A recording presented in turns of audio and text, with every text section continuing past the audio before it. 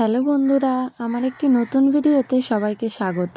আজ রান্না করব ল্যাঠা মাছের ঝোল সজনা ডাঁটা দিয়ে। প্রথমে মাছগুলোকে ভেজে নিয়েছি, তারপর কড়াইতে তেল দিয়ে গোটা জিরে, পেঁয়াজ, কাঁচা লঙ্কা দিয়ে ভালো করে ভেজে নেব।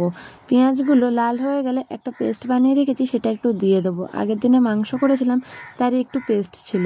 আদা, রসুন, পেঁয়াজ, শুকনো লঙ্কা আর জিরের বাটা, সেটা দিয়ে ভালোভাবে নাড়িয়ে চাড়িয়ে নিয়ে কেটে রাখা আলু আর সজনা ডাঁটাগুলো দিয়ে ভালোভাবে নাড়িয়ে চাড়িয়ে নিয়ে একটু ঢাকা দিয়ে দেবো। তারপর ঢাকা খুলে হলুদ গুঁড়ো, একটু লঙ্কা গুঁড়ো আর একটু জিরে ধনের গুঁড়ো দিয়ে আবার ভালোভাবে নাড়িয়ে নেব। তারপর ভালোভাবে নাড়িয়ে নেওয়ার পর অল্প একটু সামান্য জল দিয়ে ভালোভাবে কষিয়ে নেব। কষানো হয়ে গেলে পরিমাণ মতন জল ঝোলে দিয়ে দেবো। এবার আস্তে আস্তে জলটা ফুটতে রেখে দেবো। জলটা ফুটে উঠলে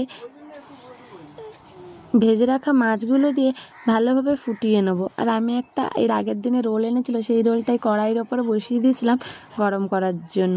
তো মাছগুলো দিয়ে দিলে ভালোভাবে ফুটিয়ে নিলেই তৈরি আমাদের ল্যাঠা মাছ দিয়ে সজনে ডাঁটা দিয়ে মাছের ঝোল।